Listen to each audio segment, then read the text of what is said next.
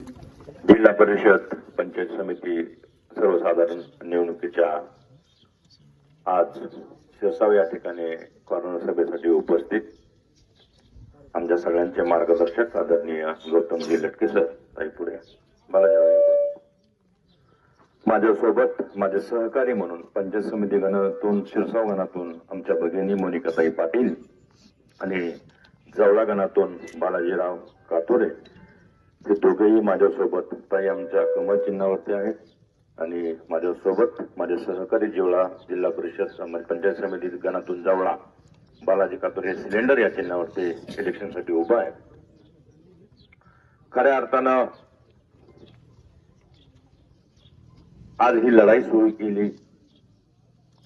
जयदेव बाप्पांनी सांगितलं, काय केलं, सरांनी सांगितलं, सगळ्या वक्त्यांनी ज्यांनी त्यांनी आपापलं मनोगत व्यक्त केलं आणि हे मनोगत व्यक्त करत असताना आपल्या सगळ्यांना प्रत्येकाच्या मनातली त्याचा भाव कळला असेल.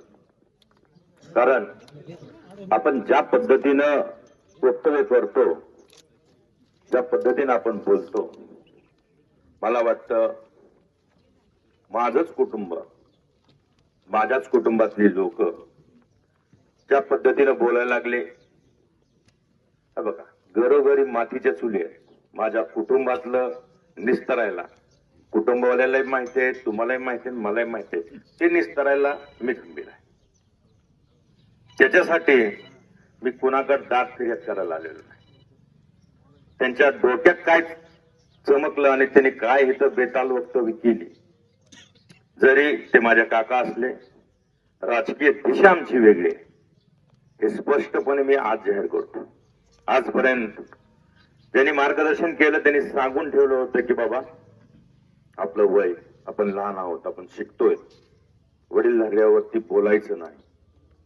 कारण मी माझ्या भाषणात ज्या दिवशी आपण एल्गार पुकारला त्या दिवशी ज्या बाबू सांगितलं होतं, तुम्ही तुमची लेवल सोडली तर मी माझा तांडव सुरू करेल. मला वाटतं आज त्या लक्ष्मीच्या कुटुंबानं तो तांडव करण्याची वेळ या ठिकाणी आलेली आहे. कारण 2012 पासून 2 वेळा तुम्ही या मतदारसंघाचे आमदार झाला. प्रचारापुरतं यायचं, प्रचारापुरतं प्रचार करायचा. निमा प्रचार तर कारखान्यावरतीच, निमा प्रचार मला वाटतं आपण या सर्कलच्या सभा मोठ्या मोठ्या गावात, त्या गावातली लोक गोळा करून केला. तर बरोबर ना? आज धनंजय सावंतचं आव्हान तुम्हाला वाटलं, तुमच्या चिल्ल्या वाटलं, म्हणून तुम्ही वाड्या वस्त्या फिरायला लागला. पण धनंजय सावंत पण शेतकऱ्याचा पोरगा आहे. हार मानव तो धनंजय सावंत घातला, संघ घेऊन उभा राहिला, ती शेतकऱ्याची लेकरच घेऊन उभा राहिला. कारण ज्या पद्धतीने तुम्ही बोललात, ही गुरं राख्या 100%. माझा बाप आज बी शेती करतो, 30 एकराचा मळा सांभाळतो. त्याला माहिती आहे त्याच्या पोराला काय आवडतं. रानातनं भाजी आणतो, म्हशीचं दूध काढून आणतो. कारण हे शेतकऱ्याची अवलाद आहे. तुम्ही बोलता, मग तुम्ही भाषणामध्ये सांगायचे मी गुळ्या म्हणून काम केलं, मी पिवळ्या केलं, मी हे केलं. माझा आजा तर कलेक्टर नव्हता. ज्या पद्धतीने तुम्ही बोलला, घरचं आहे, घरच्या घरी. आज मी मी मी मी मी सगळं मी, कारखाना मी, कॉलेज मी, मी, ही आमची लढाई आम्ही लढणार, आमच्या लोकांसाठी लढणार. कारण मी नाही, आम्ही, आमचे, तुम्ही माझे.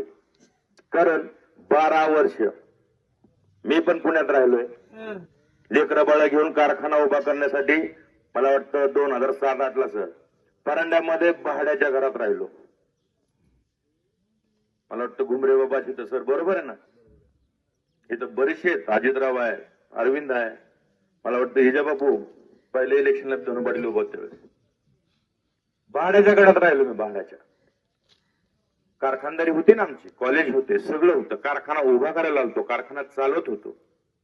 हा विचार कधी केला नाही आम्ही, पैसा किती आहे, पैसा नाही आहे, पैसा हाय, आपण कारखानदार कसं राहिलं पाहिजे. नाही, परवाच्या सभेत त्यांनी ते एक वाक्य वापरलं सर, ज्ञानेश्वर पाटलाच्या डोक्याला डोकं लागावं म्हणून ही गुर राख्या उभा केला. म्हणजे ज्ञानेश्वर पाटील या मतदारसंघाचे 10 वर्ष आमदार होते.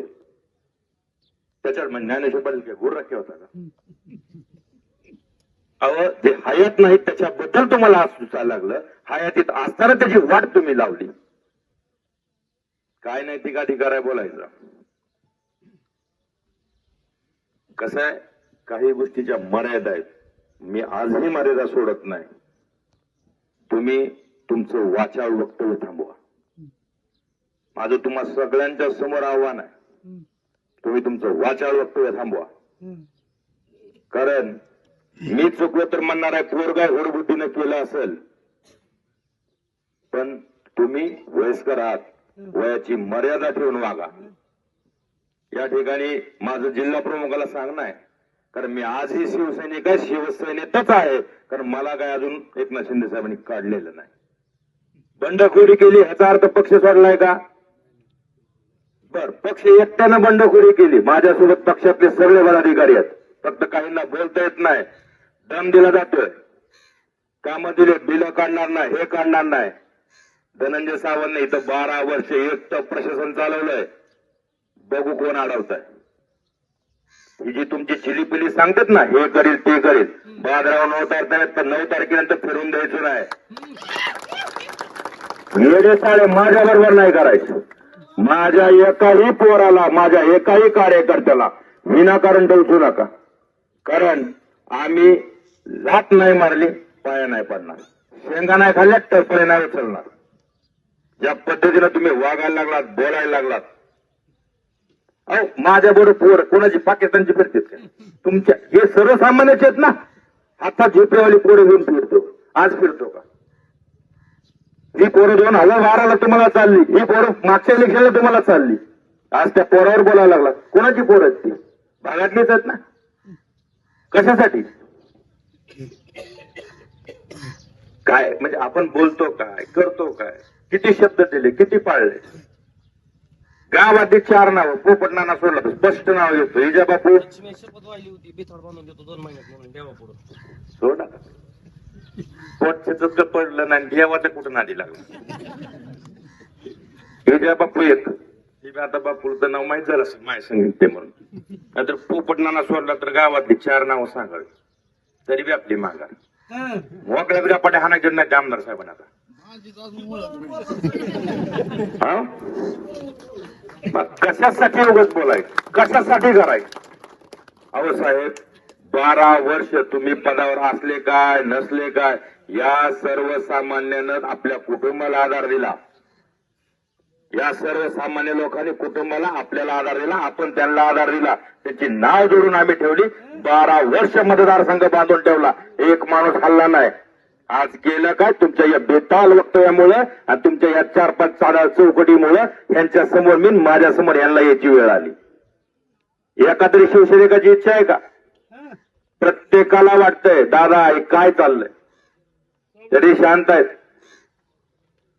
त्यामुळं ह्या ज्या गोष्टी चालल्या, सगळ्याला माझी विनंती आहे, तुम्ही माझ्यासाठी, मी तुमच्यासाठी, आपण एकमेकांसाठी कंटिन्यू या ठिकाणी अवेलेबल आहे. मी काय दिल्ली, पुणे, मुंबई नाही, इथंच आहे परांडा, मुक्काम पोस्ट सोनार. असं कुणाचं डोक्यात आलं त्याचं तिथनं बी गबाळ काढायचं. माझा बाप शेतकरी आहे, सटकलं तर रुमणं उलट केल्याशिवाय राहणार नाही. त्याची जी अवलाद आहे, त्याच्यामुळं बाबून संयम आहे का? संयम आहे, बाकीचं बोलत नाही. ताई आहेत आमच्या घरची पाहिजे.